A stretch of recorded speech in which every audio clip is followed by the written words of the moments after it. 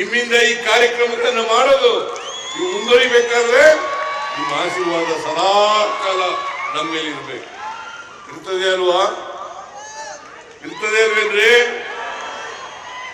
ಕೈ ಎತ್ತದೆ ಇಲ್ವಲ್ಲ ಯಾರುವೆ?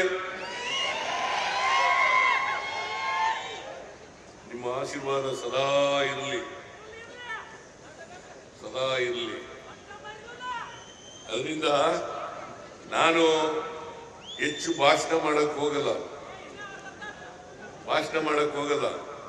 ನಿಮ್ ಜೊತೆ ನಾವು ಇರ್ತೀವಿ. ಈ ರಾಜ್ಯದ ಬಡವರು, ರೈತರು, ಮಹಿಳೆಯರು, ಹಿಂದುಳಿದವರು, ಅಲ್ಪಸಂಖ್ಯಾತರು ಇವ್ರ ಜೊತೆ ಎಲ್ಲರ ಜೊತೆಲೂ ಕೂಡ ಇರ್ತೀವಿ.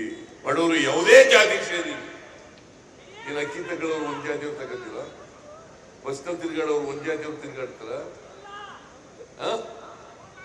ಗೃಹ ಜ್ಯೋತಿ ಕೊಟ್ಟಿರೋದು ಒಂದ್ ಜಾತಿಯವರು ಕೊಟ್ಟಿದೀವ, ಒಂದ್ ಧರ್ಮದವರು ಕೊಟ್ಟಿದೀವ.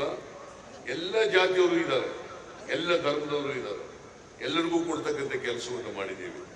ಇಷ್ಟನ್ನು ಹೇಳಿ ಇವತ್ತು ಸಂಗೊಳ್ಳಿ ರಾಯಣ್ಣವರ ಸೈನಿಕ ಶಾಲೆ, ರಾಕ್ ಗಾರ್ಡನ್ ಮತ್ತೆ ಎಂಥದ್ದು ಇನ್ನೂ ಕಂಪ್ಲೀಟ್ ಆಗಿಲ್ವ?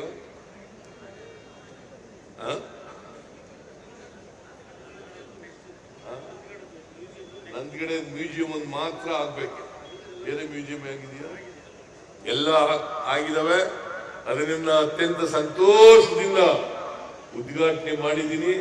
ಇವತ್ತು ನನಗೆ ಸಂತೋಷ ಆಗ್ತಾ ಇದೆ. ಯಾಕಂತಂದ್ರೆ ಸಂಗೊಳ್ಳಿ ರಾಯಣ್ಣಂತ ದೇಶ ಪ್ರೇಮಿ, ಸ್ವಾತಂತ್ರ್ಯ ಹೋರಾಟಗಾರ, ಸ್ವಾಭಿಮಾನಿ ಅವರ ಹೆಸರಿನಲ್ಲಿ ಇಂಥ ಒಂದು ಶಾಲೆಯನ್ನ ನಿರ್ಮಾಣ ಮಾಡಿದ್ದೀವಿ, ತೀರ್ಮಾನ ಮಾಡಿದ್ದೀವಿ ಸರ್ಕಾರ ಅಂತಕ್ಕಂಥದ್ದೇ ಬಹಳ ಸಂತೋಷವನ್ನು ಉಂಟು ಮಾಡಿರ್ತಕ್ಕಂಥ ಸಮಾಚಾರ.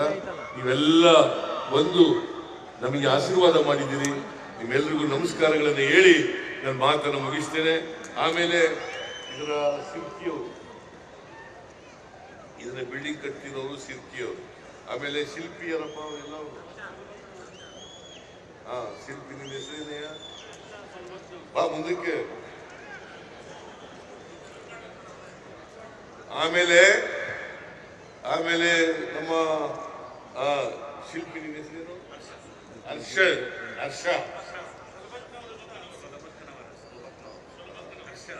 ಮಕ್ಕನವರ್. ಹೌದಾ? ನಿನಗೆ ಧನ್ಯವಾದಗಳು, ಚೆನ್ನಾಗಿ ಮಾಡಿದ್ಯಾ. ಆಮೇಲೆ ಶಿಲ್ಪಿಯವರಿಗೂ ಕೂಡ ಧನ್ಯವಾದಗಳು. ಡಿಸೈನರ್ ಅವ್ರಿಗೂ ಕೂಡ, ಡಿಸೈನರ್ಗೂ ಕೂಡ ಧನ್ಯವಾದಗಳು. ಆರ್ಕಿಟೆಕ್ಟ್ಗೂ ಎಲ್ರಿಗೂ ಕೂಡ ಧನ್ಯವಾದಗಳನ್ನ ಈ ಸಂದರ್ಭದಲ್ಲಿ ಹೇಳಿ, ಆಮೇಲೆ ಇವತ್ತು ನಮ್ಮ ಸತೀಶ್ ಜಾರಕಿಹೊಳಿ ಅವರ ಇಲಾಖೆ ವತಿಯಿಂದ ಒಂದೇ ಒಂದು ಚೀಫ್ ಇಂಜಿನಿಯರ್ ಆಫೀಸ್ ಇತ್ತು ಸೌತ್ನಲ್ಲಿ, ಬೆಂಗಳೂರಿನಲ್ಲಿ. ಅದಕ್ಕೆ ಉತ್ತರ ಕರ್ನಾಟಕದಲ್ಲೂ ಕೂಡ ಒಂದು ಮುಖ್ಯ ಇಂಜಿನಿಯರ್ ಅವರ ಕಚೇರಿ ಇರಬೇಕು ಅಂತೇಳಿ ಇವತ್ತು ಮಾಡಿದ್ದಾರೆ. ಅದು ಸುವರ್ಣಸೌಧ ಅಲ್ಲಿ ಆಫೀಸ್ ಮಾಡಿದ್ದಾರೆ. ಎರಡು ಇನ್ಮೇಲೆ ರಾಷ್ಟ್ರೀಯ ಹೆದ್ದಾರಿಗೆ 2 ಚೀಫ್ ಇಂಜಿನಿಯರ್ಗಳ ಕಚೇರಿಗಳು ಇರ್ತವೆ, ಒಂದು ಸೌತ್ನಲ್ಲಿ, ಒಂದು ನಾರ್ತ್ನಲ್ಲಿ. ಆ ಕಚೇರಿನೂ ಕೂಡ ಅತ್ಯಂತ ಸಂತೋಷದಿಂದ ಉದ್ಘಾಟನೆಯನ್ನ ಮಾಡಿದ್ದೇನೆ. ಸತೀಶ್ ಜಾರಕಿಹೊಳಿ ಅವರಿಗೆ ಅಭಿನಂದನೆಗಳು. ಓಕೆ, ಇಷ್ಟನ್ನು ಹೇಳಿ ನನ್ನ ಮಾತನ್ನು ಮುಗಿಸ್ತೇನೆ. ಜೈ ಹಿಂದ್, ಜೈ ಕರ್ನಾಟಕ.